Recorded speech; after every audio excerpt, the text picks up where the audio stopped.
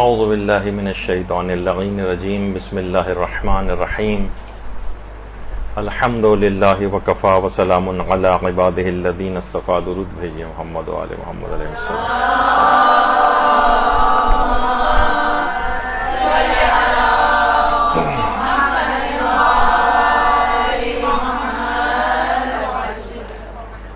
فقہ عزاداری کے سلسلے میں ہر سال اس موضوع کچھ نئے موضوعات پر ہماری گفتگو ہوتی ہے. رسومات عزاداری آج کل ایک بہت حساس موضوع بن گیا ہے، اور جس موضوع پر آج ہم گفتگو کریں گے اس میں جس شخص کے بھی دماغ میں جو بھی نظریہ ہو اسے تھوڑی دیر کے لیے اس نظریے کو اور اپنی معلومات کو ایک طرف رکھ دیں اور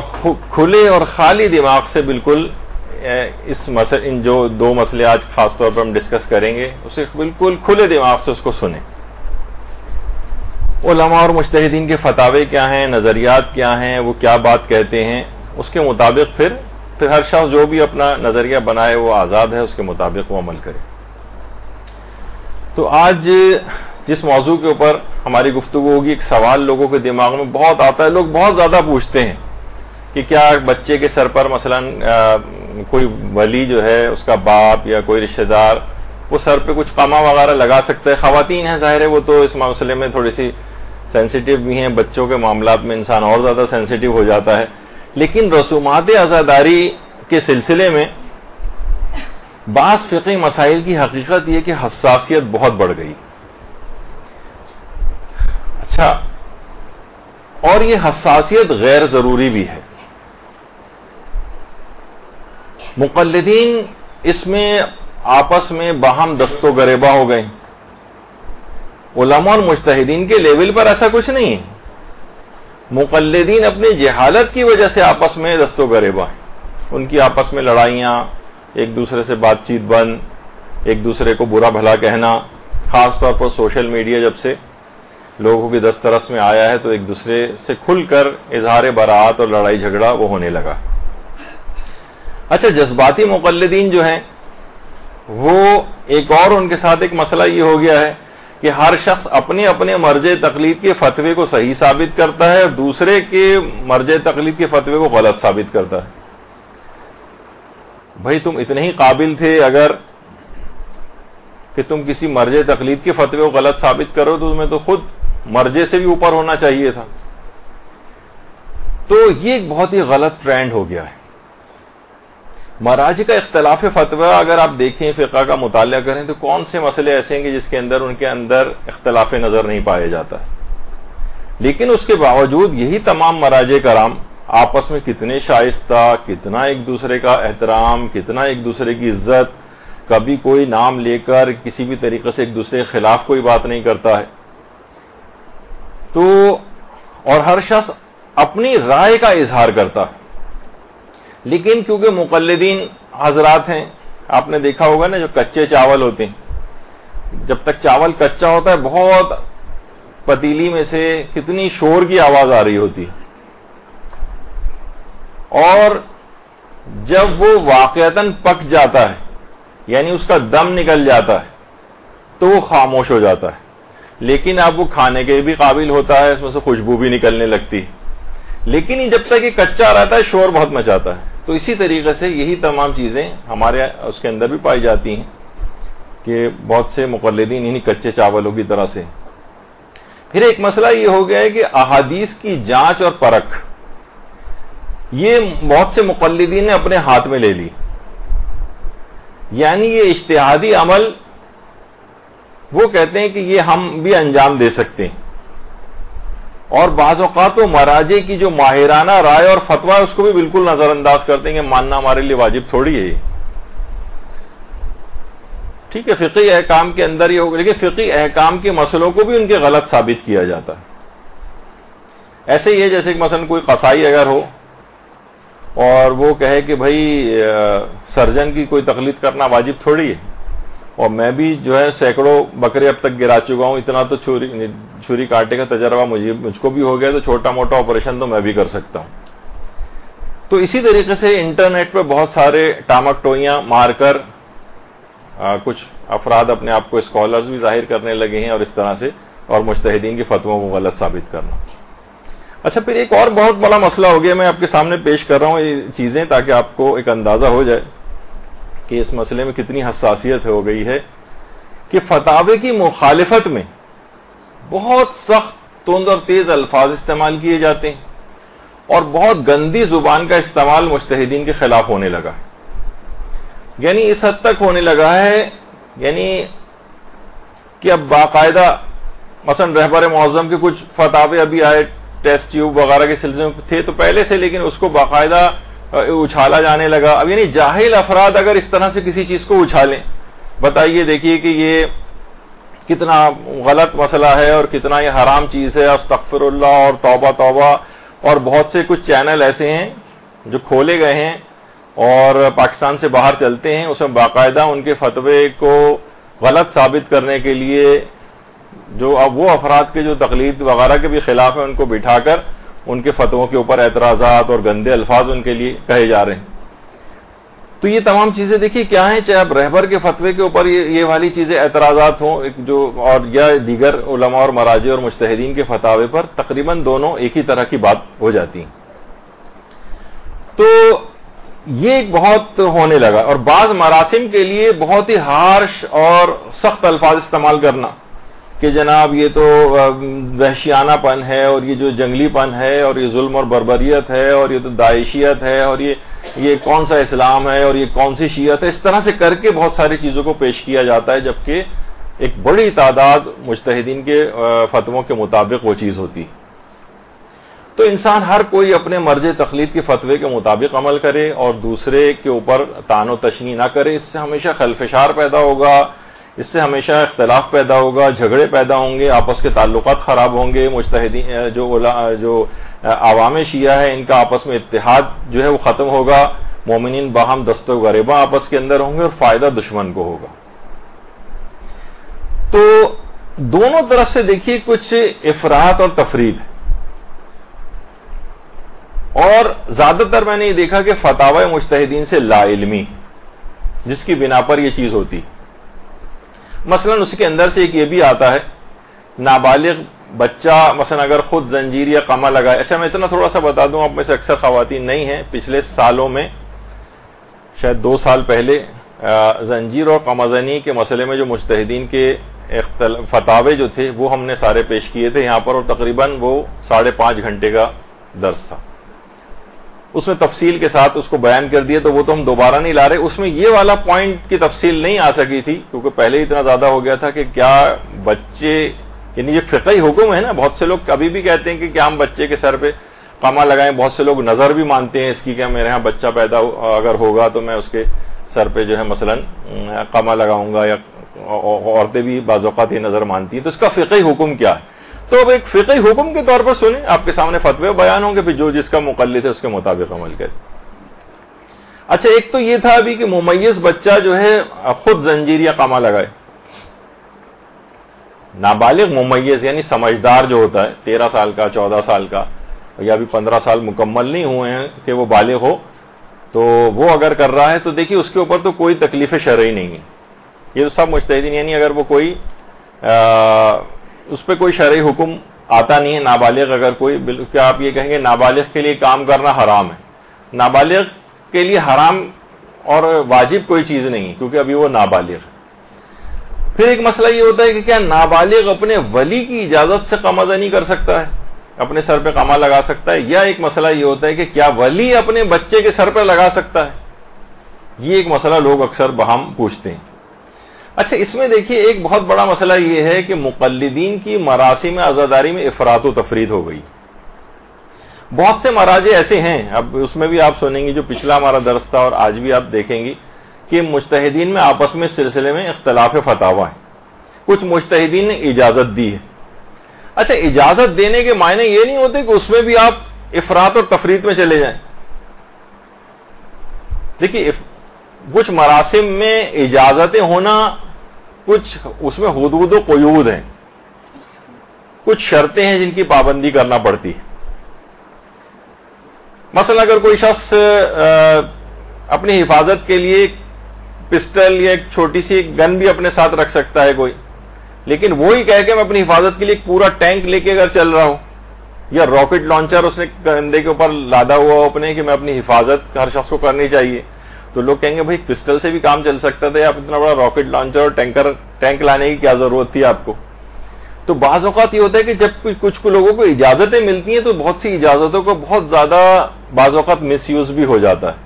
مثلا اگر کچھ مجتہدین نے کہا کہ ہاں ٹھیک ہے اپنے کچھ خون بہا سکتے ہیں، اپنا کچھ سر پہ قمع لگا سکتے ہیں،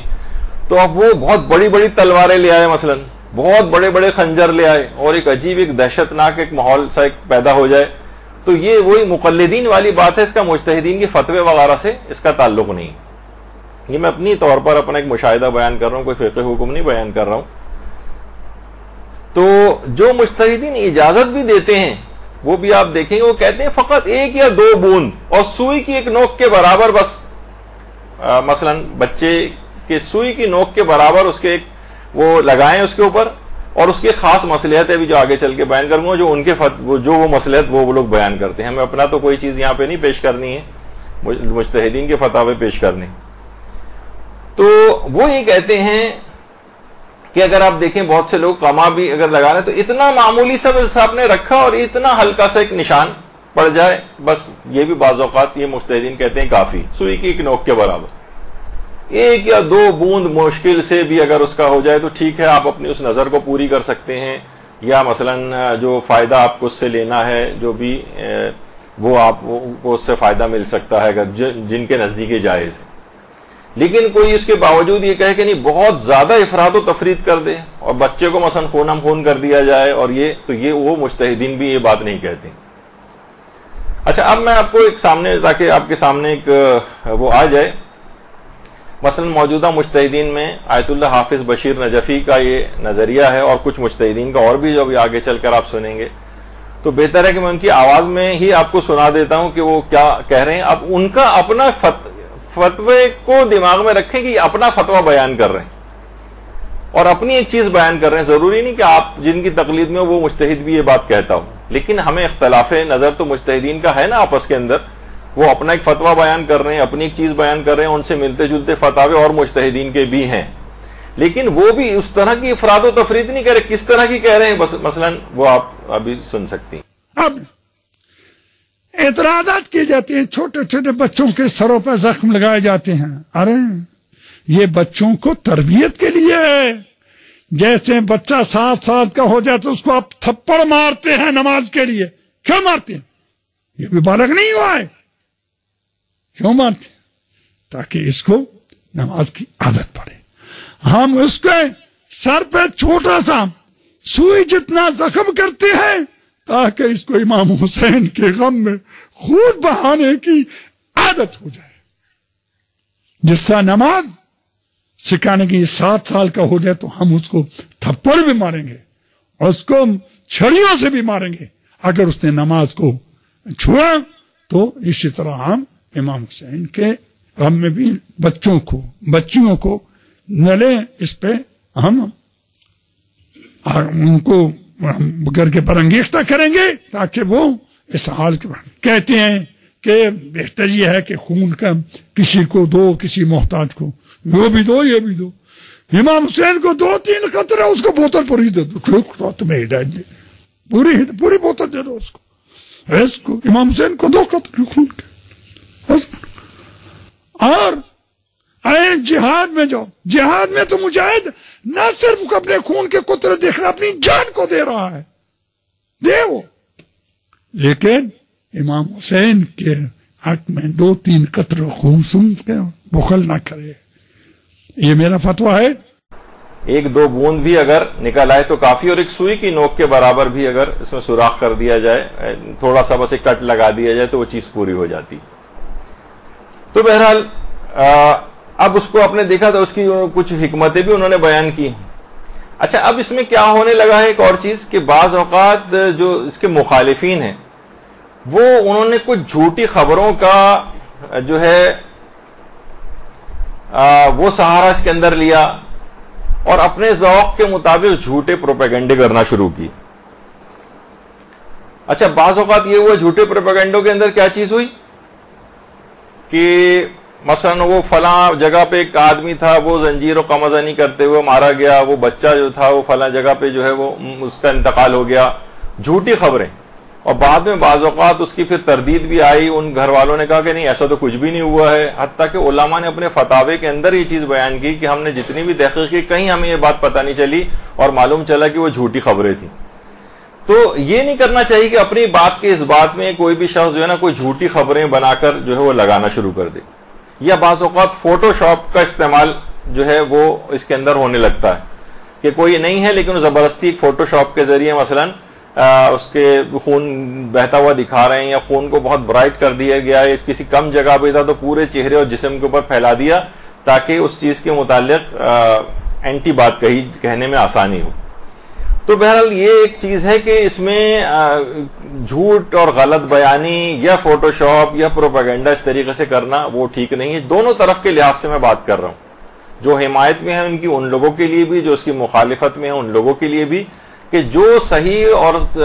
ویسی بات ہو, مجتہد کا جو فتویٰ ہو اور جو چیز صحیح ہو بس وہ کریں, اس میں کسی جھوٹ اور غلط بیانی وغیرہ کرنے سے انسان ہر صورت میں بچے. دیکھیے آفٹر آل بہرحال یہ ایک جذباتی مسئلہ نہیں ہے, ایک فقہی حکم ہے اور اس کو ہمیشہ فقہی بنیادوں پر ہی سمجھنا چاہیے, فقہی بنیادوں پر. بعض اوقات دیکھیے یہ ہوتا ہے کہ چند افراد کے فعل کو بہانہ بنا کر تمام مراسم اعضاء کے اوپر اعتراض کرنا شروع کر دیا جاتا ہے. مثلا دیکھیے کسی ایک آدمی کا فعل ہے بند کمرے کے اندر, اسے کیا کرتے ہیں آج کل دیکھیے ویڈیوز کو وائرل کرنے کا شوق لوگوں کے دماغ میں آ گیا ہے. کیا کرتے ہیں کہ مثلا کہیں سے بھی ایک آ جاتی کہ جناب فلاں آدمی دیکھیے کمرے کے اندر یہ 2 افراد جو ہیں یہ کانٹے زمین پہ بچھائے ہیں اور کانٹوں کے اوپر لوٹ رہے ہیں کہ ہم یہ ماتم کر رہے ہیں. یہ کسی بھی جگہ کسی معاشرے کے اندر کہیں ایک کا دکا کہیں ہو بند کمرے میں تو ایک الگ بات ہے, لیکن کہیں یہ چیز رسم اعضاء کے طور پر نہیں. لیکن کیا اس کو پیش کیا جائے گا اس کے اوپر سوشل میڈیا پر, کہا جائے گا دیکھیے یہ خرافات رسومات عزاداری, یہ سب رجبی رسومات عزاداری سب بکواس ہیں اور ان پہ کسی پہ عمل نہیں کرنا چاہیے, دیکھیے کیا ہو رہا ہے. اچھا اب آپ کو پتہ نہیں کہ کون بنا رہا ہے, وہ تمام افراد جو بند کمرے میں جنہوں نے بنائی ہے ویڈیو اس کے بعد وہ ریلیز کر رہے ہیں, ان کے مقاصد کیا ہیں, اور سب دھڑا دھڑ ایک دوسرے کو وائرل کرنا شروع ہو جاتے ہیں اور پوری دنیا کے اندر بھی غیروں کے ہتھے وہ لگتی ہیں وہ ویڈیوز, اور وہ آپ کے خلاف مزید پروپیگنڈا کرتے ہیں. آپ یہ سوچ رہے ہوتے ہیں کہ دیکھیے میں تو ہر آدمی کو آگاہ کر رہا ہوں, آگاہ نہیں ہو رہا, وہ ایک چیز شیعت میں پائی نہیں جاتی اور یہ اتہام اور تہمت لگائی جاتی کہ شیعہ یہ والی چیز کر رہے ہیں. تو اس فعل کو بہانہ بنایا جاتا ہے بعض اوقات. مثلا کسی جگہ کہا گیا کہ جناب وہ شیشہ توڑ کے اس کے بچھا کے زمین پر اس کے اوپر لوگ چل رہے ہیں. یہ کسی بھی جگہ کہیں آپ نے ایک آدمی مجھے بتا دیں جس نے کس رسم اعضاء کو کہیں ہوتے دیکھا ہو. یہ باقاعدہ اس طرح کی ویڈیوز خاص طور پر بنوائی جاتی ہیں یا بنائی جاتی ہیں, پھر اس کو وائرل کیا جاتا ہے, اور اس کے اندر نادانستہ طور پر بھی کچھ اس طرح کے احمق افراد ہوتے ہیں جو ان چیزوں کو وائرل کرنے میں کام کرتے ہیں, بس ایک دوسرے کو فوراً شوق میں یہاں سے وہاں بھیج رہے ہیں. آپ کو نہیں پتا ایک جھوٹ کو پھیلانے میں آپ خود بھی ایک پارٹ بن رہے ہیں اس کا, جب یہ علماء کتنا زیادہ منع کرتے ہیں کہ اس طرح کی کسی بات کو سوشل میڈیا کے اوپر پھیلایا نہ جائے کہ وہ آپ کے خلاف استعمال ہوگی. اسی طرح سے بعض ذاکرین کے غلط افکار کی ویڈیوز کو وائرل کیا جاتا ہے. دیکھیے یہ بھی بہت غلط ہے. اس سے کیا ہوتا ہے شیعت کا ایک مذاق بن جاتا ہے. ابھی آپ نے دیکھا کہ پچھلے دنوں کچھ ویڈیوز اس طرح کی وائرل ہوئیں تو ایک ایسا مذاق سا بن گیا کہ اس پہ جوکس بننے لگے, اس پہ مذاق بننے لگے, اس کو یعنی عزاداری اور غم امام حسین کم ہو گیا, اور اس طرح کے مذاق اس عزاداری کے مہینے کے اندر وہ لوگوں ایک دوسرے کو کر رہے ہیں, اسی کو ڈسکشن کر رہے ہیں, بجائے کہ آپ غم امام حسین کا تذکرہ کریں, بجائے اس کے ان کی سوگواری کا اس کے اندر اظہار کریں, ان کے غم کو بڑھائیں. اس قسم کی باتوں کو پروموٹ کیا گیا, لوگ ایک دوسرے کو اس کو شیئر کرتے گئے اور اس کا مذاق بنتا گیا شیعت کا. پھر غیروں کو بھی اس سے فائدہ اٹھاتے ہیں, وہ آپ کی چیز اٹھا کے وہ لوگ بھی آپ کا مذاق اڑاتے ہیں. تو یہ بہت ساری اس طرح کی چیزیں ہو گئی ہیں. اچھا دیکھیے علماء اور مراجع منع کرتے ہیں دین کا کام کبھی بھی احمقانہ انداز میں نہیں کرنا چاہیے. مثلا لوگ کہتے ہیں بھائی دیکھیے فلاں آدمی نے ایک کتاب لکھی ہے, فلاں مقرر نے تقریر کی, ہمارے مجتہدین اس کا جواب کیوں نہیں دیتے. یہ بات یاد رکھ لیجئے کہ ان افراد کو جو اس قسم کی باتیں پھیلاتے ہیں, چند ذاکرین کے اندر کچھ ایسے چیزوں کو وہ فروغ دیا جاتا ہے, مثلا آپ نے دیکھا ہوگا کہ ابھی ظاہر ایک ویڈیو وائرل ہوئی تھی جس کے اندر مردے کے زندہ ہونے کا تذکرہ تھا. تو اس سے کیا لوگوں نے بہانہ بنایا, یعنی اس کو وائرل کیا گیا, اور اس کے بعد پھر کیا ہوا, اس کو جو شیئر کر رہے تھے اور پھیلا رہے تھے, مذاق اڑایا گیا, معجزات کا انکار کیا گیا. یعنی بجائے کہ اگر بات ہوتی تو بھئی یہ فلاں واقعہ اس مخصوص جگہ کے اوپر پیش آیا تھا یا نہیں آیا تھا, یہ سچا ہے یا نہیں, کیا کس بات کی طرف رخ موڑا گیا اس کا. دیکھیں اس کو پہچانیں کہ معجزات سے کیا یہ افراد حضرت عباس یا دیگر افراد مردوں کو زندہ کر سکتے ہیں یا نہیں کر سکتے. تو لوگوں نے اس کا بھی مذاق اڑانا شروع کر دیا, حالانکہ ائمہ معصومین یا جو اس قسم کے برگزیدہ ہستیاں ہوتی ہیں اللہ کی بارگاہ میں دعا کریں تو مردہ بھی زندہ ہو سکتا ہے. لیکن کیا ہے کہ اس کا بھی مذاق اڑا دیا گیا, یعنی معجزات کا انکار ہو گیا. علماء اور مجتہدین نے جو واقعات بیان کیے ہیں جس میں دعا کے اللہ سے دعا کے نتیجے میں مردے زندہ ہوئے, ان سب کا بھی مذاق اڑایا گیا. یعنی ایک تیر سے کتنے سارے ان لوگوں نے شکار کیے. یہ آپ لوگوں نے تو بعض اوقات لوگ کہتے ہیں بھائی مجتہدین کیوں اس کا جواب نہیں دیتے. تو علماء اور مجتہدین یہ فرماتے ہیں کہ اگر ان افراد کے ہم جوابات دیں گے, یقین کیجئے اگر اس قسم کی ویڈیوز کو لوگ وائرل نہ کریں تو کبھی نہیں پھیلیں گی, اور وہ ایک کمرے ایک مجلسی کی بات ہو کے ختم ہو جائے گی. لیکن لوگوں نے کیا کیا کہ نہیں, اس کو پھیلاتے گئے اور ایسا لگا کہ جیسے سارے شیعہ جو ہے اسی قسم کی بات کر رہے ہیں. تو اگر اس کا جواب دیں گے تو اور زیادہ شہرت ہوگی اس کی. ایک دفعہ مجھے خود ایک شرف ملا تھا, مرحوم مولانا شیخ علی مدبر نجفی صاحب جو آیت اللہ سیستانی کے آیت اللہ خوئی کے بھی وکیل تھے, اور ایک دفعہ ایک شادی کی تقریب میں میرے پاس ہی بیٹھے ہوئے تھے تو انہوں نے بتانا شروع کیا کہ نجف میں ایک عالم نے ایک کتاب لکھی جس میں تمام مجتہدین کے فتووں کو اور باتوں کو نا غلط اپنے لحاظ سے اس نے ثابت کیا کہ دیکھیں ان کا یہ مسئلہ غلط, ان کا یہ مسئلہ غلط, فلاں مجتہد کا یہ مسئلہ غلط. وہ کتاب اس نے چھپوا بھی دی, اور نجف ہی میں کہہ رہے ہیں ہم لوگ اس زمانے میں وہاں طالب علم تھے, اور اس کی کتاب کو اس وقت وہاں پہ بڑی شہرت ملی اور لوگ تقاضا ہی کر رہے تھے کہ مجتہدین اس کی کتاب کا جواب دیں. مجتہدین نے کہا نہیں, اگر ہم جواب نہیں دیں گے تو یہ کتاب یہیں کی یہیں ختم ہو جائے گی, اور جواب دیں گے تو یہ کتاب ہمیشہ کے لیے زندہ ہو جائے گی, جس کو نہیں بھی پڑھنا ہوگا نا وہ بھی اس کو پڑھے گا. دیکھیے ایک چیز ہوتی ہے شبہ سازی, یعنی خود سے ایک شبہ ایجاد کریں. میں نے ایک زمانے میں بہت ابتدائی طالب علمی کے دور میں, ہم لوگ میڈیکل کالج میں ہوتے تھے, تو وہاں ایک عالم نے درس دینے شروع کیے. کہا کہ میں ابتدائی 15 یا 20 درس ان دلائل کے دوں گا جس میں یہ ثابت کروں گا کہ خدا نہیں ہے, اور پھر ان تمام 21ویں درس سے ہم شروع کریں گے کہ خدا ہے, ثابت کریں گے کہ وہ باتیں غلط تھیں. تو ہم نے دیکھا کہ 10 15 20 درس تک تو کچھ لوگ رہے, اس کے بعد جب وہ واقعی ثابت کرنے کے اوپر آئے کہ اللہ ہے تو وہ مجمع آدھے سے بھی کم رہ گیا تھا. یعنی شبہ ایجاد ہو گئے اور ان کی تشفی بعد میں ان کے جوابات نہیں ملے. تو ضروری نہیں ہے کہ اس قسم کی باتوں کے اگر جواب دیں تو ہر کوئی پڑھے گا. اچھا مثلا فلاں کا جواب آیت اللہ سیستانی نے دیا, اب اس آدمی کی کتاب مشہور ہوگی, جس کو نہیں بھی پڑھنا ہوگا وہ پڑھے گا وہ جا کر. جس زمانے میں وہ سلمان رشدی نے کتاب سیٹنک ورسز وغیرہ لکھی تھی,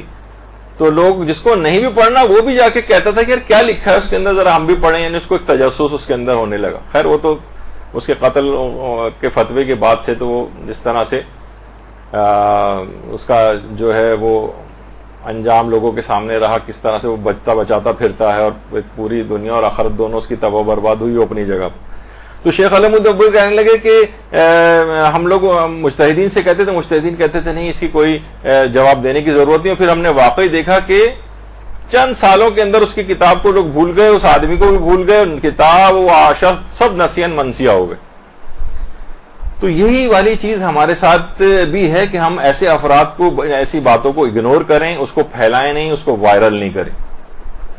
تو یہ جو شور و غوغا یہ سب کچھ ہے, یہ سب ان کو بڑھانے سے ہوتا ہے. اور ہر شخص کو چاہیے کہ وہ اپنے مرجع کے فتوے کا احترام کرے, اور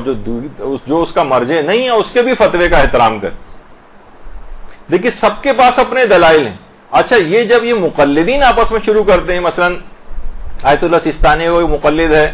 وہ مثلا کسی اور مجتہد کے فتوے پہ اعتراض شروع کر دے اور اس کے خلاف دلائل بیان کرنے لگے, تو کیا ہوگا کہ پھر وہ دوسرے مجتہد جو ہے اس کا نمائندہ آغا سیستانی پہ اعتراض کرنے شروع کر دے گا.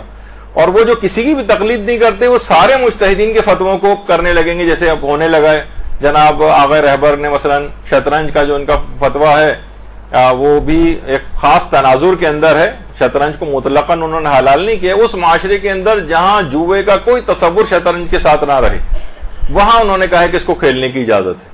لیکن وہ معاشرے اگر یہ نہیں کہا کہ شطرنج حلال ہے، نہیں، جب وہ جوئے کے حالات سے ہی خارج ہو گئی تو کہتے ہیں کہ پھر اس کی حرمت کا وہ حکم نہیں رہتا، اور ہر ایک کے پاس اپنے دلائل ہیں، امام خمینی کا بھی یہی نظریہ تھا مثلا۔ لیکن جس معاشرے کے اندر اب بھی یہ چیز ہے اور اب بھی آلات جوا میں شامل ہوتی ہے وہاں پر یہ اب بھی حرام رہے گی،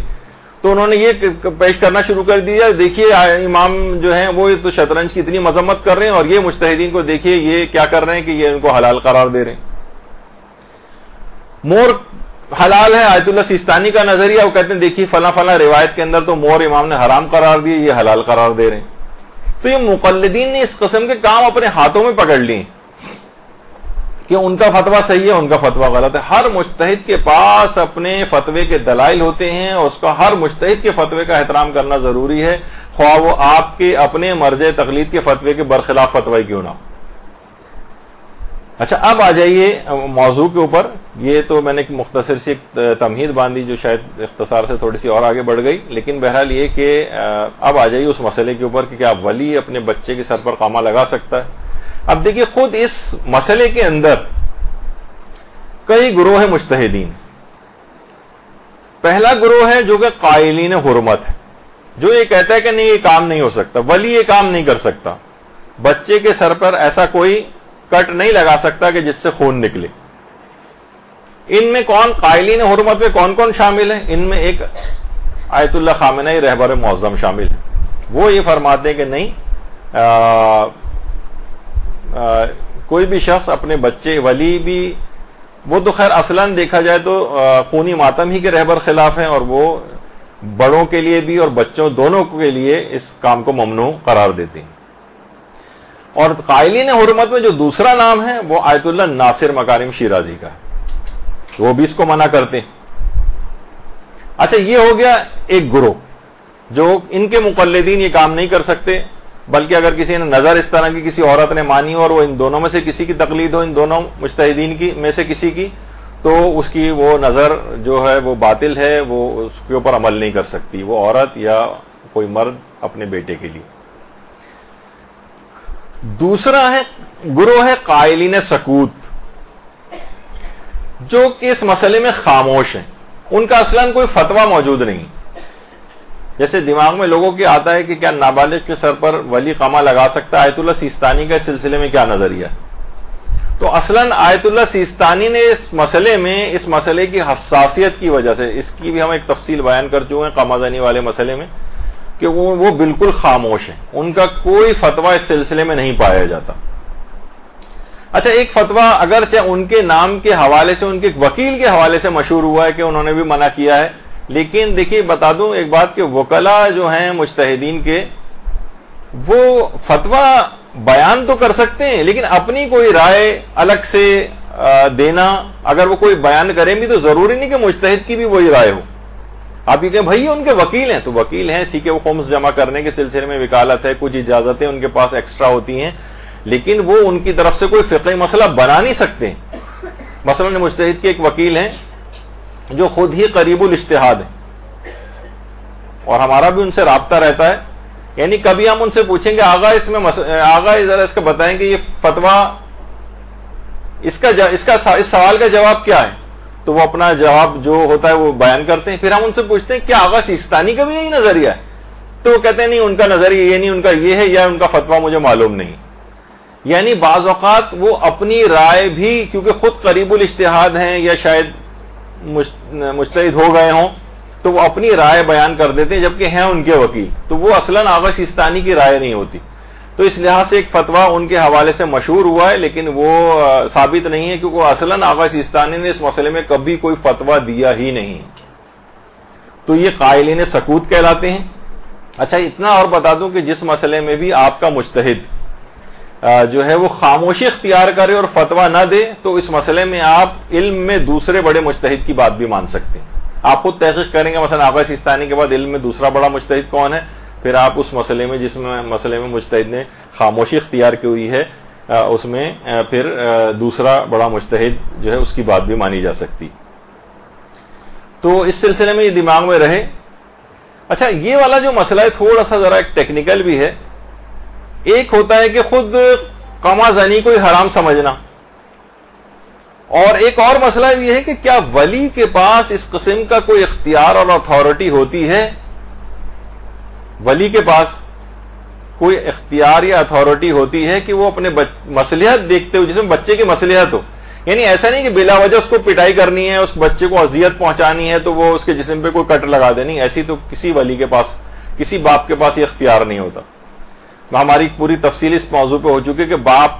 کب کب بچے کو مثلا مار سکتا ہے اور کب نہیں مار سکتا. مثلا بچہ جو ہے بالفرض بالکل ہی نہ پڑھ رہا ہو, اب باپ اگر اس کو کچھ بھی نہیں کہے گا تو یہ بچہ معاشرے میں بالکل جاہل رہ جائے گا, تو باپ سختی کے لیے اس کی کچھ شرائط ہیں اتنا مار سکتا ہے اس کو. لیکن مثلا بچہ جو ہے فائن آرٹس پڑھنا چاہ رہا ہے اور باپ کہہ رہا ہے نہیں تم سائنس ہی پڑھو, تم ڈاکٹر ہی بنو, اس کی بنا پر اس کو مار رہا ہے, نہیں, یہاں پر یہ مار پٹائی کی اس طرح کی, کیونکہ بچے کی مصلحت پڑھنا ہے, ڈاکٹری ہی پڑھنا یا سائنس ہی پڑھنا, یہ مصلحت نہیں ہے بچے کی, اس پہ مارنے پیٹنے کی اجازت نہیں ملے گی. خیر اس کے الگ تفصیلی مسئلے. تو کچھ علماء یہ کہتے ہیں نہیں, باپ کے پاس یہ والی ولایت ہے ہی نہیں کہ وہ اس طرح کا مار سکے کہ جسم پہ کوئی کٹ لگا سکے اس کے, یا بچے کے جسم سے کوئی خون نکال سکے. وہ چاہے وہ زنجیر اور قمازنی کے خلاف نہ ہو, جیسے کہ آگے چل کر میں اس کی مثال بھی دینے والا ہوں ان مجتہد کی, کہ وہ کہتے ہیں کہ اگرچہ زنجیر و قمازنی جائز ہے لیکن ولی کے پاس یہ والا اختیار نہیں کٹ لگانے کا, تو وہ دوسرے انداز سے اس کو منع کرتے ہیں, لیکن وہ بھی بات آگے چل کر آئے گی. تو کیا اس قسم کی کوئی ولایت باپ کے پاس ہے یا نہیں, یہ خود ایک اختلافی موضوع ہے. کچھ علماء کہتے ہیں کہ ولی کے پاس اتنی اتھارٹی ہے کہ وہ بچے کی مصلحت دیکھتے ہوئے, دینی یا دنیاوی فائدہ دیکھتے ہوئے وہ اس اپنے اختیار کو استعمال کر سکتا ہے. اچھا یہ دو گروہ ہوئے. پہلا گروہ کیا تھا, جو منع کرتا تھا, بالکل حرام قرار دیتا ہے, ان میں دو مہاراجے مجتہدین کے نام آپ نے سن لیے. دوسرا گروہ خاموش ہے, یعنی جس نے اس میں کوئی فتویٰ نہیں دیا, اس میں آغا سیستانی شامل. اور تیسرا گروہ ہے قائلین جواز, وہ مجتہدین کہ جو کہ اس کو جائز سمجھتے ہیں شرائط کے مطابق, کہ ظاہر ہے کہ بہت زیادہ جسمانی ضرر کوئی واقع نہ ہو. مثلا خود آیت اللہ بہجت. اب اگر کوئی بھی لوگ, ابھی آپ جو نام سنیں گے اتنے بڑے بڑے مجتہدین کے, اگر آپ اس عمل کو اس طور پہ اس کو وائرل کریں گے کہ دیکھیے کیا وحشیت, کیا بربریت, کیا فلاں چیز, یہ سب کچھ ہو رہی ہے اور یہ کس قسم کے غلط فتوے دیے جا رہے ہیں, تو گویا آپ اب آیت اللہ بہجت کے بھی خلاف آپ اب ان تمام, میں سیریز پیش کر رہا ہوں آپ کے سامنے تاکہ ایک دوسرا رخ بھی آپ کے سامنے آ جائے کہ جب آپ اس قسم کی زبان استعمال کرتے ہیں تو اس کی زد میں کتنے مقدس مجتہدین اور علماء آ جاتے ہیں. آیت اللہ بہجت. آیت اللہ بہجت سے باقاعدہ آج بھی ان کی جو آفیشیل ویب سائٹ ہے اس پہ آپ جائیں, جو مرکز تنظیم و نشر آثار حضرت آیت اللہ بہجت کے نام سے بھی ہے, ان کی پوری آفیشیل ویب سائٹ ہے. اس میں احکام عزاداری میں نظر قمازدن بفرزند 1079 مسئلے کا نمبر ہے. اس میں یہی سوال پوچھا گیا ہے آغا بہجت سے کہ ایک شخص نے نظر کی کہ اگر خدا نے مجھ کو اولاد عطا فرمائی یا بیٹا مجھے عطا کیا تو میں ہر سال عاشورے پر اس کے سر پر قمع لگاؤں گا. کیا یہ نظر کرنا, ایسی نظر کرنا صحیح ہے؟ اور اگر یہ صحیح ہے تو اس کی پیدائش کے بعد اپنی اس نظر کو پورا کیا جا سکتا ہے؟ تو آغا آیت اللہ بہجت نے جواب دیا, تا اسر و حرجی نہ باشد بنظرش عمل کند. جب تک کہ شدید کوئی پریشانی کی بات نہ آ جائے, یعنی کوئی شدید مشکل و پریشانی, حرج جسے کہتے ہیں ناقابل تحمل کوئی ایسی بات آ جائے, ایسی اگر کوئی بات نہ ہو تو اس نظر پر عمل کرنا ضروری. مثلا بہت سے پری میچور بچے پیدا ہوتے ہیں, بہت سے ایسے ہوتے ہیں کہ جناب کوئی انفیکشن ان کو نہ ہو جائے, کٹ لگے گا, ہو سکتا ہے کوئی انفیکشن وغیرہ ہو جائے, تو اس موقع پر اس نظر کو پورا نہ کیا جائے گا. لیکن اگر ایسا کوئی مسئلہ مشکل والا نہیں ہے تو اس نظر پر عمل کرنا ضروری. اور علماء یہاں یہ بات بھی فرماتے ہیں کہ اس کا مطلب ہے کہ آیت اللہ بہجت قمع زنی کو بھی جائز سمجھتے تھے, کیونکہ نظر صرف اسی کام کی ہو سکتی ہے کہ جو کہ جائز ہو, بلکہ اسے راجع بھی ہونا چاہیے، یعنی شرعی لحاظ سے اس میں کوئی رجحان شرعی پایا جانا چاہیے۔ اس کا مطلب ہے کہ آیت اللہ بہجت اس بات کے بھی قائل تھے۔ آیت اللہ بہجت دینی اور دنیاوی مصلحت اگر بچے کی اگر ہے تو اس لحاظ سے اس ولایت کے بھی قائل تھے کہ ولی کو اتنا جسمانی اس کو مثلا کوئی کٹ لگانا ہے، اس کی بھی اجازت مل سکتی ہے اگر بچے کی اس کے اندر کوئی مصلحت پائی جا رہی۔ یعنی آغا اس بہجت کے اندر یہ دونوں باتیں تھیں، اس کام کو جائز بھی سمجھتے تھے اور ولی کے لحاظ سے بھی اس ولایت کے قائل تھے کہ وہ یہ بچے کے جسم پر قامزنی کر سکتا ہے، کیونکہ انہوں نے اپنے فتوے کے اندر باقاعدہ اس کو مینشن کیا۔ اچھا اتنا بات اور بتا دی جائے، ایک اور کتاب ہے ان کی البرہان القاطع، یہ آیت اللہ بہجت کے پوچھے گئے سوالات و جوابات جو ان کے فتاوے تھے اس پر مشتمل ایک کتاب ہے، اور عجوبۃ المسائل الشامیہ کے نام سے بھی ہے یہ، اور اس کے اندر انہوں نے عقائد کے سلسلے میں اور فقہی احکام جو ہیں وہ اس کے سوالوں کے جواب دیے، اور یہ ان کے اپنے ادارے نے یہ کتاب چھاپی، اور آیت اللہ بہجت کی اپنی زندگی میں یہ کتاب چھپی تھی۔ دیکھیے آیت اللہ بہجت کے حوالے سے ان کی سے باتیں جو چیز پیش کی جاتی ہیں ان میں بہت ساری باتیں غیر معتبر بھی، یعنی پھیلائی گئی ہیں کہ آیت اللہ بہجت نے کہا جبکہ اس کا کوئی ویسا ریفرنس نہیں ہوتا۔ بعض اوقات اتنی زیادہ وہ چیز اس کے اوپر موجود ہوتی ہے کہ مثلا ہم بیان کرنے والے یا تحقیق کرنے والے بھی بہت سارے اور جو افراد ہیں وہ بھی دھوکہ کھا جاتے ہیں۔ مثلا ایک دفعہ ایک درس ہوا تھا، میں اس کا بھی بیان کر دوں کہ مثلا میں نے خود ہی کسی درس میں بیان کیا تھا کہ آیت اللہ بہجت کے قرآن جو ان کے زیر استعمال تھا اس کے حاشیے میں فلاں جملہ لکھا ہوا تھا، امام زمانہ کے لحاظ سے ایک بات اس کے اندر کی گئی تھی۔ درود بھیجیے محمد علیہ محمد۔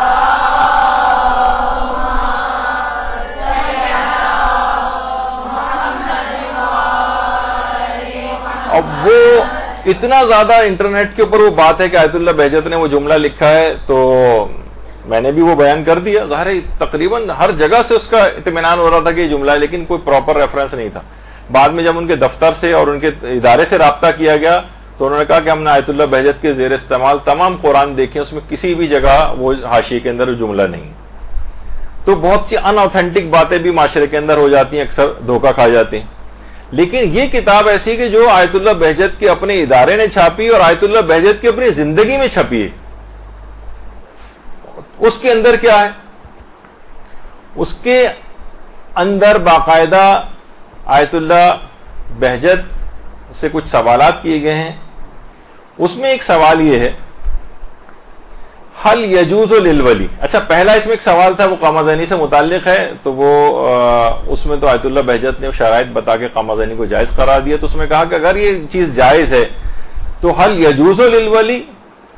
ضرب طفلہ الصغیر کذالک بنفسہ او بتقدیمہ للغیر لیفعل بہ ذلک۔ اگر یہ کام جائز ہے قامزنی تو کیا ولی کے لیے اپنے چھوٹے بچے کے سر پر خود قامہ لگانا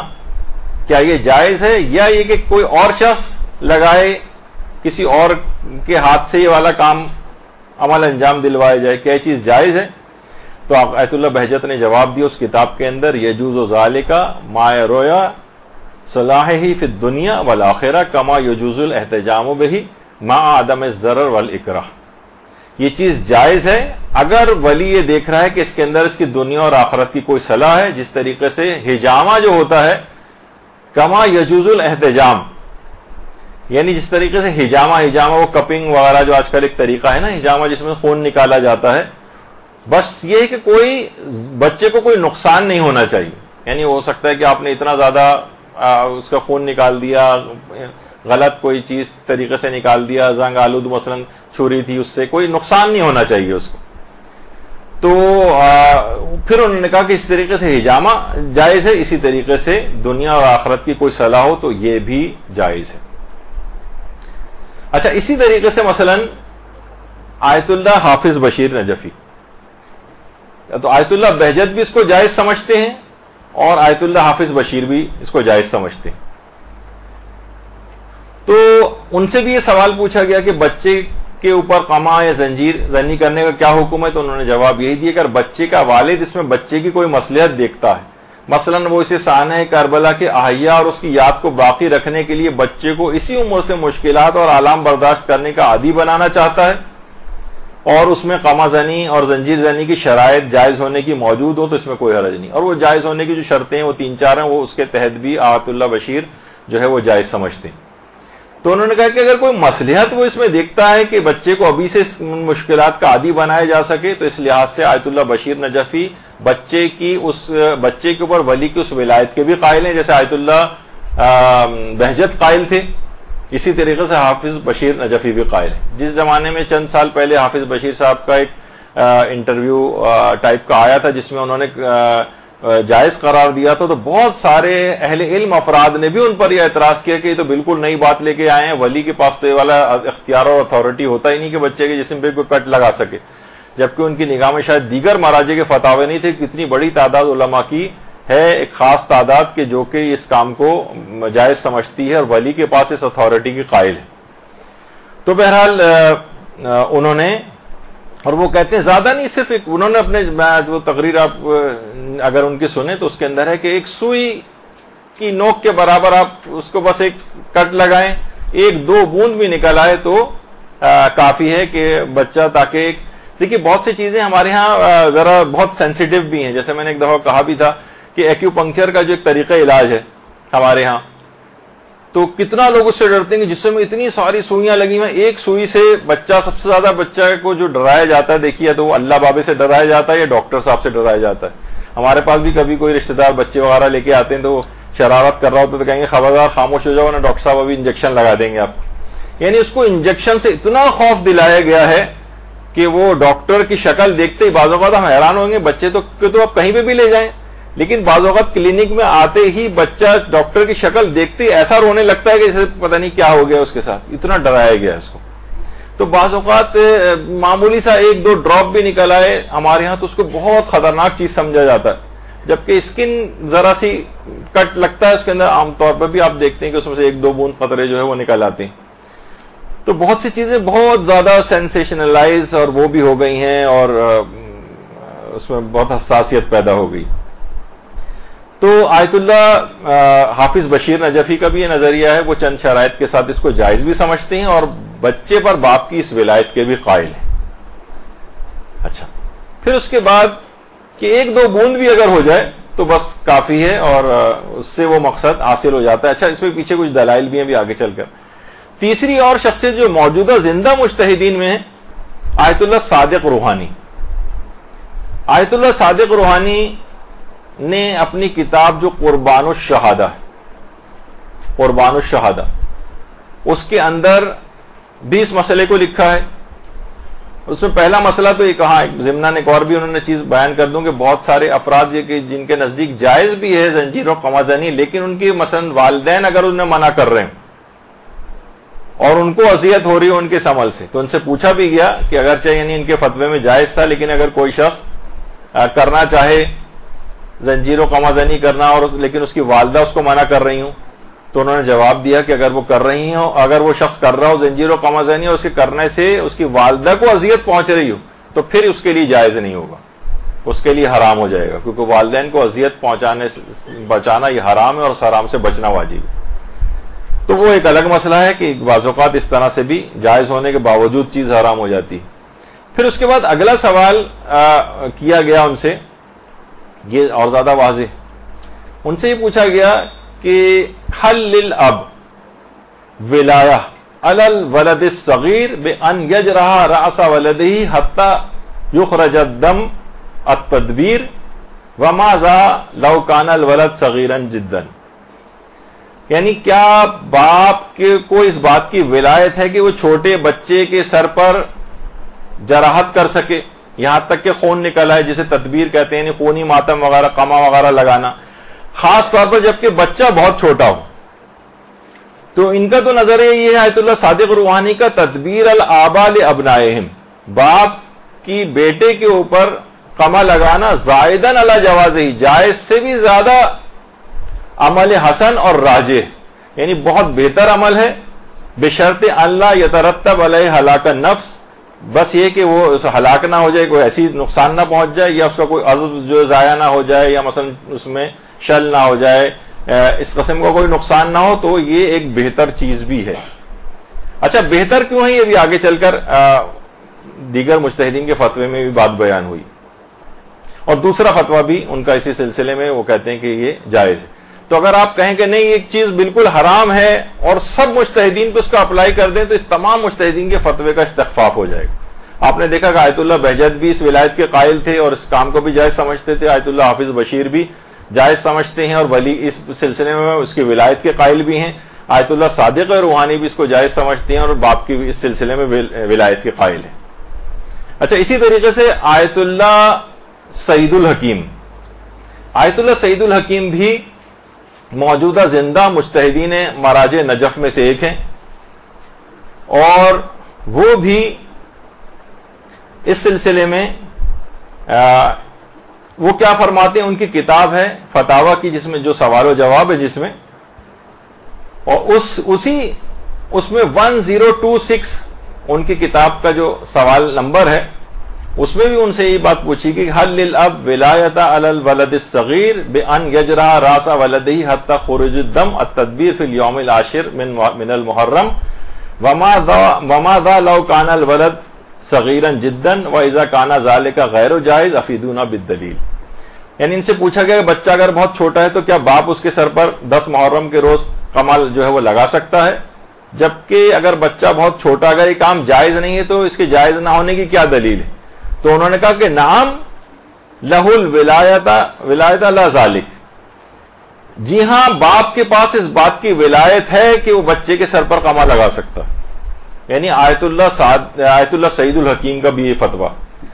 دوسرا یہی سوال پوچھا گیا ایک شخص نے کہ اعظم قلبی علان اطبر ولدی الصغیرین حاضہ السنہ فی العاشر من المحرم، یعنی پورا بہرحال مسئلہ یہ بنے گا کہ میرا ارادہ یہ تھا کہ میں بچے کے سر پہ جو ہے اپنے بچوں کے سر پہ قمع لگاؤں 10 محرم کے روز، تاکہ ان کی تربیت ہو جائے شاعر حسینیہ کے لیے، اور بہرحال الحمدللہ میں نے اپنے اس ارادے کو پورا کیا، بچوں کو کوئی نقصان بھی نہیں پہنچا، تو کہیں مجھے دیت تو نہیں دینی پڑے گی؟ دیکھیں کسی کو اگر آپ مثلا جسمانی نقصان پہنچائیں تو اس کے اوپر دیت دینا واجب ہو جاتی جسم سے اگر خون نکالیں۔ تو انہوں نے جواب دیا کہ ولی اگر دیکھ رہا ہے کہ بچے کی اس میں کوئی مصلحت ہے تو جازا لہو ذالک، یعنی اس کے لیے جائز ہے، ولا تترتب علیہ دیہ، اور اس پہ کوئی دیت بھی مرتب نہیں ہوگی، یعنی اس کو دیت نہیں دینا ہے۔ یعنی اب آپ دیکھیں کہ موجودہ مجتہدین میں سے ہی آیت اللہ بہجت بھی اس کی ولایت کے قائل تھے باپ کی اس سلسلے میں، اور اس عمل کو بھی جائز سمجھتے تھے، سعید الحکیم بھی جائز سمجھتے ہیں اور اس قسم کی ولایت کے بھی قائل ہیں، حافظ بشیر بھی اس کے اندر آ گئے، صادق روحانی بھی آ گئے۔ اچھا پھر اس کے بعد آیت اللہ شیخ شمس الدین وائزی، آیت اللہ شیخ شمس الدین وائزی سے بھی یہ سوال پوچھا گیا، تو انہوں نے بھی اس سلسلے میں بس یہ کہا کہ کسی شخص کی نگرانی میں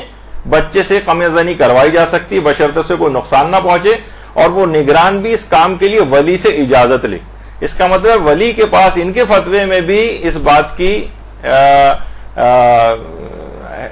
یعنی اس بات کی انہوں نے فتویٰ دیا ہے کہ ولی کے پاس یہ والی اتھارٹی بھی ہے کہ وہ بچے کے سر پر قمع لگا سکتا۔ اچھا اب یہ دیکھیے سب آپ نے کھلے دل کے ساتھ بس علماء اور مجتہدین کے فتاوے سنے، تاکہ آپ کبھی بھی، میں یہ چاہ رہا ہوں کہ کبھی بھی دوسرے ہمارے مجتہد کے خلاف بھی کیوں نہ ہو، تب بھی ہم اس کے فتوے کا احترام کریں کہ نہیں ایک مجتہد اور مرجع کا فتویٰ ہے، ہم اس کے خلاف زبان استعمال کریں گے، اس کو برا بھلا کہیں گے تو مجتہدین کے فتاووں کا استخفاف ہوگا، یعنی ان کے معاشرے کے اندر وقت اور ویلیو گر جائے گی، حتیٰ کہ ہمارے اپنے مجتہد کی ویلیو گر جائے گی جن کا ہم دفاع کر رہے ہیں۔ تو نتیجہ کیا ہوگا کہ لوگوں میں آپس میں وہ ہوگا، آپ ان کے مجتہد کو برا کہیں گے، وہ پلٹ کے آپ کے مجتہد کو برا کہے گا اور آپس میں اختلاف اور انتشار ہوگا۔ تو آیت اللہ شمس الدین وائزی بھی یہ کہتے ہیں۔ اچھا اسی طریقے سے آیت اللہ شیخ محمد سند، یہ بھی زندہ مجتہدین میں سے، باقاعدہ ان کے انٹرنیٹ پہ کتنے درس خارج وغیرہ بھی ہوتے ہیں، ان سے بھی یہ والا سوال پوچھا گیا کہ کیا باپ جو ہے وہ قمع زنی کر سکتا ہے چھوٹے بچے پر، اور خاص طور پہ جو بچہ ہے بالکل دودھ پیتا بچہ ہو اگر، تو کیا باپ کے پاس اس قسم کی کوئی ولایت ہوتی ہے؟ تو انہوں نے کہا کہ کہ روایات کے اندر حجامہ کا استحباب نص کے ذریعے ثابت ہے، یعنی بالکل صحیح اور معتبر روایتیں حجامہ کی. حجامہ یعنی جسم سے خون نکالنا، فاسد خون وغیرہ نکالنا. وہ کہہ رہے ہیں اس کا ہم کئی مرتبہ اس سلسلے میں فتاوے بھی دے چکے ہیں. اچھا دیکھیے حجامے کا ایک چیز اور اب آپ کو بتا دی جائے کہ حجامہ آپ کو پتا ہے کہ آج کل کپنگ وغیرہ ایک طریقہ علاج بہت مشہور ہوا ہے، آج کل جگہ جگہ اس کے کلینکس بھی کھلنے لگے ہیں، لیکن یہ تو بہت پرانا ایک اس زمانے میں، اب تو خیر ذرا انسٹرومنٹ ذرا ماڈرن ٹائپ کے ہو گئے ہیں. پہلے تو جونکوں کے ذریعے یہ حجامہ ہوتا تھا، لیچس لگواتے تھے جسم پر. خود روایت میں کہ ہمارے چھٹے امام جونکے جو ہے وہ لگوایا کرتے تھے.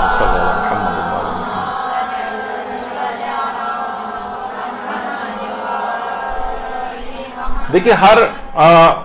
حجامہ یعنی جسم سے خون نکالنا، علماء نے کہا ہے کہ یہ بالکل ایک ویسا طریقہ ہے جو کہ پیغمبر سے بھی ثابت ہے، معصومین سے بھی ثابت ہے، اور اس سلسلے میں معتبر روایتیں آئی ہیں. پہلے ظاہر ہے جس زمانے میں سب آلات ایجاد نہیں ہوئے تو جونکوں کا استعمال کیا جاتا تھا. اب جو ہے اس کے لیے الگ کپنگ کے انسٹرومنٹس باقاعدہ جو ہیں وہ آ گئے. اچھا تو اب باقاعدہ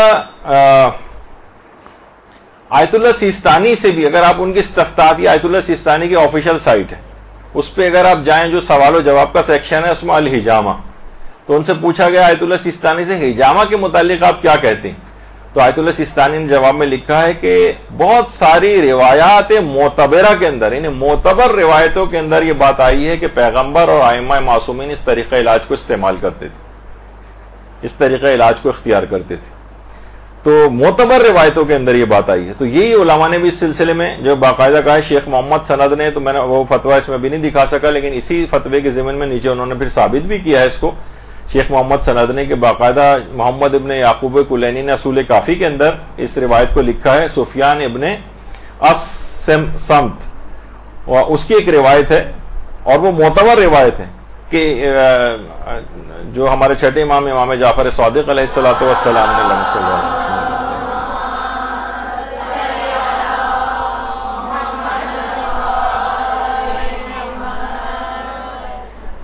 فرمایا کہ ہر 4 مہینے کے بعد ہر ماہ بچے کا حجامہ کروایا جائے. یعنی معمولی سا جسم سے خون نکالنا. پھر اس کے بہت سارے فوائد بیان کیے گئے ہیں کہ جسم سے اس طرح کا فاسد خون نکلتا ہے، بچے کے کیا کیا اس میں اس کو فوائد حاصل ہوتے ہیں. شیخ صدوق نے ملا یحضر الفقی میں، تو بہت سے علماء نے حجامہ سے دلیل بنائی ہے اس کو کہ کیونکہ حجامہ جسم سے خون نکالنا اور سر پہ حجامہ کرنا خود چھوٹے بچے تک کے لیے ایک معتبر روایت کے اندر یہ بات موجود ہے کہ امام نے فرمایا بچہ جب 4 مہینے کا ہو جائے تو ہر مہینے اس کے بعد اس کا حجامہ کروایا جائے، یہ اس کی صحت یابی کے لیے ضروری ہے. تو اب ٹھیک ہے وہ چیز اتنی زیادہ رائج نہیں رہی ہے، لیکن ایک زمانے میں تھا. بہرحال انہوں نے جو اس کے طور پر ان کا میں نظریہ بیان کر رہا ہوں. تو اس کے علاوہ آیت اللہ صادق روحانی سے بھی باقاعدہ سوال پوچھا گیا، تو اس میں بھی انہوں نے باقاعدہ جو اس کو حجامے کی قسم قرار دیا ہے، تدبیر کو، یعنی جو خونی ماتم ہوتا ہے، کہتے ہیں کہ اس سے مثلا اس نیت سے بھی اگر کوئی شخص کرے کہ میرے جسم سے فاسد خون نکل جائیں، اس کے فوائد حاصل ہوتے ہیں. تو میں ان علماء کے نظریات آپ کے سامنے سب پیش کرتا جا رہا ہوں کہ یہ اس طرح سے اس کے پیچھے علمی بنیادیں اور روایات ہیں کہ جس پہ انہوں نے فتاوے دی ہیں. اچھا اسی طرح سے باقاعدہ علماء سے پوچھا گیا کہ کیا باقاعدہ یہ جو تدبیر ہے حجامہ مستحبہ کی اس کے اندر شمار ہوتی ہے؟ تو انہوں نے جواب دی کہ جی ہاں شمار ہوتی ہے. اچھا اب دیکھیے اگر آپ کہیں کسی بھی چیز کو فوٹو شاپ کے ذریعے اگر آپ کو بہت خطرناک کوئی چیز ثابت کرنی ہے، مثلا آج سے 50-60 نوجوان اس کام پہ لگا دیے جائیں کہ بچوں کے جو کان چھیدے جاتے ہیں، اور اس وقت جب کان چھیدے جا رہے ہوتے ہیں ان لڑکیوں کے تو اس وقت جو ان کی شکلوں کی کیفیت ہوتی ہے، جو خون ٹپک رہا ہوتا ہے یا مثلا کوئی بھی اس طرح سے چیزیں، تو کتنی ان کو تکلیف ہو رہی ہوتی ہے، بچوں کے اوپر کتنا ظلم کیا جا رہا ہے. کوئی کان چھیدنے کو اس طرح سے ضروری تو نہیں ہے، کوئی اور طریقے کا، کوئی یہ نہیں کہ یعنی کان باقاعدہ اس انداز سے کہ جس کے اندر بندہ ڈالنا ویسے الگ سے ضروری ہو، کوئی اس طرح کی تبلیغ کرنا شروع کر دے. ویسے اتنا اور بتا دوں کہ بچے کی پیدائش کے جو مستحبات ہیں اس میں ایک ہے کان میں سوراخ کرنا،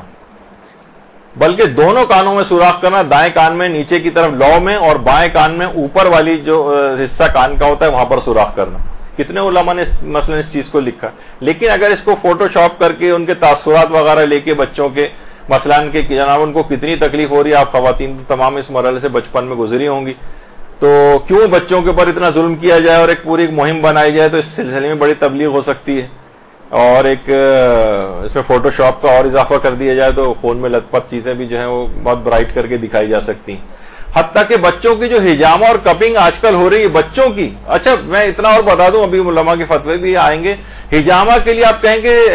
یہ تو بیماریوں کے علاج کے لیے ضروری ہوتا ہے, جیسے سرجری کے اندر بھی خون نکلتا ہے. نہیں, ہجامہ میں بیماری بھی ہونا ضروری نہیں, صرف یہ کہ صحت مند رہنے کے لیے بھی انسان ہجامہ بہت رائج ہے. یعنی آدمی صحت مند رہے, جسم سے اس کے فاسد خون نکلتا رہے, تو بچوں کے لیے بھی اس لحاظ سے یعنی کوئی بیماری نہیں ہے. لیکن مثلا لوگ بچوں کا ہجامہ, اب اس کو اگر کوئی کہے کہ جناب دیکھیں بچوں کا اتنا خون نکالا جا رہا ہے, بچوں کو کتنی تکلیف جو ہے اس سلسلے میں ہو رہی ہوگی, اور ایک خوفناک اور دہشتناک ایک فضا اس کے اندر پیدا کی جائے, تو یہ بھی ایک حرام چیز ہو جائے گی. جبکہ روایات معتبرہ کے اندر اس طریقہ کار کو معصومین کے استعمال کرنے کا طریقہ کار جو ہے وہ بیان ہوا ہے. تو بہرحال اب دیکھیے یہاں پر پھر وہی بات ہو جائے گی کہ جو قائلین حرمت ہیں وہ تو آپ نے دیکھ لیا کہ رہبر اور ان کے اور آیت اللہ ناصر مکارم و مقلدین وہ اپنے بچوں کو نہ اس کی اجازت دے سکتے ہیں, نہ خود کامی والا کر سکتے ہیں. لیکن اس کے بعد اتنی بڑی تعداد ایسی ہے علماء کی جس میں آیت اللہ بہجت ہیں, مثلا آیت اللہ صادق روحانی ہیں, اور آیت اللہ سعید الحکیم ہیں, اور آیت اللہ حافظ بشیر نجفی ہیں, اور اس کے علاوہ آیت اللہ جمیل حمود عاملی, انہوں نے تو باقاعدہ اس میں پورا اس میں روایات بھی لکھی ہیں ہجامہ کے سلسلے میں کہ تدبیر کا الحجامہ یہ ہجامہ ہی کی ایک قسم ہے, اور اس میں پیغمبر اور حتیٰ کہ چھوٹے بچوں تک کے ہجامے کے لیے جو روایات آئی ہیں, اور اس میں انہوں نے یہ بھی کہا کہ ضروری نہیں کہ بچہ جو ہے بیماری ہو, بلکہ صحت مند شخص کے لیے, چھوٹا بڑا عورت مرد سب کے لیے اس کے اندر اس کی جو معتبر روایتیں آئی ہیں اس کا استحباب ثابت. اس طرح آیت اللہ شیخ شمس الدین وائزی ان کا بھی یہی فتویٰ ہے. اس کے علاوہ آیت اللہ شیخ محمد سند کا بھی یہی فتویٰ ہے. تو آپ نے دیکھا کتنے مقدس علماء اور بزرگ علماء اس میں شامل ہیں. تو اس میں آپ اگر اس طرح کی اس میں حساسیت پیدا کریں اور اس کو وحشیت اور بربریت اور فلاں اور پتہ نہیں کیا کیا اس کے اندر قرار دے دیں, اور ان تمام علماء کے فتووں کا جو مذاق اڑانا شروع کر دیں, تو ایک شیعت کے اندر خلفشار اور انتشار برپا ہو جائے گا. آپ کہیں ٹھیک ہے ان کا یہ نظریہ, ان کے مقلدین چاہیں تو اس کے اوپر عمل کریں, لیکن ہم جو ہے گندی زبان استعمال کر کے اور علماء اور مراجع کے خلاف, ان کے فتاوی کے خلاف استعمال کرنا یہ بالکل جائز نہیں. اس طریقے سے رہبر کا اگر کوئی کے خلاف کوئی وہ کرے کہ ان کا یہ فتویٰ غلط ہے, جیسے کہ بہت سے ٹی وی چینل ایسا کر رہے ہیں, ان کا فتویٰ دکھاتے ہیں امام خمینی کا فتویٰ. کل ہی دیکھا کہ امام خمینی کی تحریر الوسیلہ سے ایک مسئلہ نکال کر باقاعدہ اس کو جو ہے پھیلایا جا رہا تھا کہ دیکھیے کتنا خلاف اسلام مسئلہ انہوں نے معاذ اللہ یہ بیان کیا. تو یہ لوگوں کے ہاتھوں میں ایک عجیب کھلونا جو ہے وہ اس کو بنایا جا رہا ہے. اس کو آپ سمجھیے کہ کسی بھی مجتہد کی توہین وغیرہ کرنا پھر یہ دوسروں کو موقع مہیا کرے گا کہ وہ آپ کے مجتہد کو بھی برا بھلا کہنے لگے. اچھا, اتنا جو لوگ اس کو انجام دیتے ہیں وہ کہتے ہیں کہ ہم اس کی اس یاد کے طور پر بھی مواسات کے عنوان سے یہ کام کرتے ہیں کہ وہ ششمہا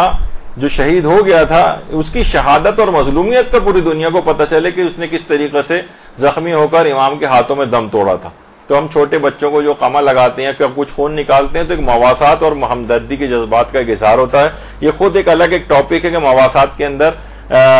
یہ چیزیں شمار ہوتی ہیں. نہیں, یہ ہم خود وہ قمع زنی والے لیکچر میں تفصیل سے ڈسکس کر چکے ہیں. اچھا, بہت سے علماء اور مراجع ایسے ہیں, بہت سے تو نہیں, جس میں چند ایک ہیں, جیسے آیت اللہ اسحاق فیاض. آیت اللہ اسحاق فیاض اگرچہ قمع زنی کو جائز سمجھتے ہیں, لیکن کہتے ہیں کہ نہیں, باپ کے پاس یہ والی ولایت نہیں ہے کہ بچے کو کوئی کٹ لگا سکے. یعنی وہ مسئلہ ایک الگ ہے اور یہ والا مسئلہ ایک بالکل الگ ہے. جب بھی میں نے کہا کہ اس میں دو مسئلے الگ الگ ہو جاتے ہیں, تو وہ کہتے ہیں کہ نہیں, باپ کے پاس اصلاً یہ ولایت نہیں ہے قمع زنی اور اس سے ہٹ کر, ورنہ کوئی شخص خود کرنا چاہے تو وہ کہتے ہیں کہ جائز ہے. بلکہ ان کا جو فتویٰ ہے وہ تو یہ کہتے ہیں کہ التدبیر حزناً و جزاءً علی الحسین جائز و امر محبوب. یعنی وہ کہتے ہیں کہ ایک چیز جائز بھی ہے اور بہتر چیز بھی ہے, شرط صرف یہ ہے کہ اللہ یکون فیہ ضرر معتد بہ, سوائے کہ کوئی شدید نقصان نہ پہنچے اس سے. تو وہ اگرچہ اس کے جائز اور پسندیدہ ہونے کے بھی قائل ہیں, لیکن کہتے ہیں کہ ولی اپنے بچے کے سر پر قمع نہیں لگا سکتا. آیت اللہ اسحاق فیاض. تو بہرحال یہ دو الگ مسئلے, ان کو آپس میں بعض اوقات ملا دیا جاتا ہے. تو یہ ایک دماغ میں یہ چیز رہنی چاہیے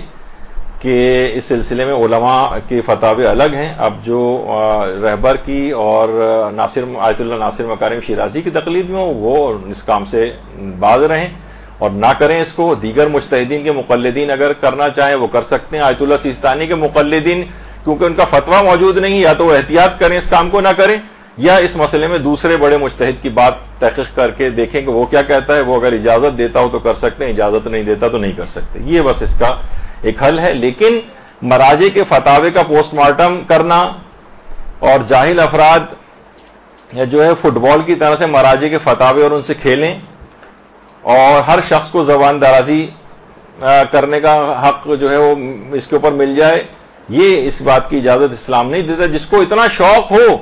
وہ ایسا کرے کہ وہ اجتہاد تک پہنچے اور اپنی رائے کو دلائل کے ساتھ درس خارج میں جو اس کا فورم ہے اصل جگہ وہاں پر بیان کرے.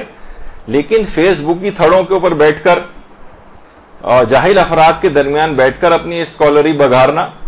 یہ نقصان کا سودا ہے. اس کے سوا اس میں کوئی چیز بھی نہیں ہے.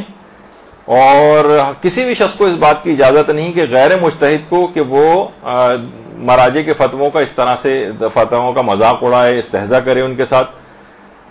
تو بہرحال حقیقتاً وہ جو ملتا ہے کہ جاہل اگر خاموش رہتا تو اختلاف ختم ہو جاتا. یہ سارا اختلاف ہے صرف جاہلوں میں، ورنہ علماء اور مجتہدین کے تو فتوے کتابوں میں انہوں نے دیے ہوئے ہیں اور آپس میں ایک دوسرے سے انتہائی عزت و احترام کے ساتھ اپنی رائے بیان کر دی. یہ سارا بگاڑ اور جو خلاف ورزی ہے یہ مقلدین کے اندر پائی جاتی ہے، جن کو اپنی اصلاح کرنے کی ضرورت ہے. تو ایک تو ہو گیا یہ والا موضوع. نتیجہ آخر میں صرف یہ نکلا کہ ہر شخص اپنے مرجے کے مطابق عمل کرے اور اپنے مرجے کے خلاف اگر کوئی دوسرا نظریہ پایا جاتا ہے کسی اور مجتہد کا، نہ اس کا مذاق اڑائے، نہ اس کا استہزاء کرے، نہ اس کو باطل ثابت کرے، ورنہ یہی اس کے اپنے مرجے کے ساتھ ہونے لگے گا اور ایک معاشرے کے اندر ایک خلفشار پیدا ہوگا جو پیدا ہونا شروع ہو گیا ہے. اور کچھ دنوں بعد یہی افراد جو آج کر رہے ہیں نا اور اس بات کی عادت ڈال لیں کہ ہمیں تو عقل اپنی استعمال کرنی ہے، اندھی تقلید نہیں کرنی، یا پھر اپنے مجتہد کے فتوے کے اندر بھی یہ پسندیدہ فتووں کو لیں گے اور جو فتویٰ پسند نہیں آئے گا اسے چھوڑیں گے. بات اس سے آگے جائے گی یہاں تک کہ بالکل تقلید کو چھوڑ بیٹھیں گے. یہ ایک بہت خطرناک معاملہ ہے جس کی طرف متوجہ ہونے کی ضرورت ہے. برحمتك يا أرحم الراحمين وصلى الله على محمد وآله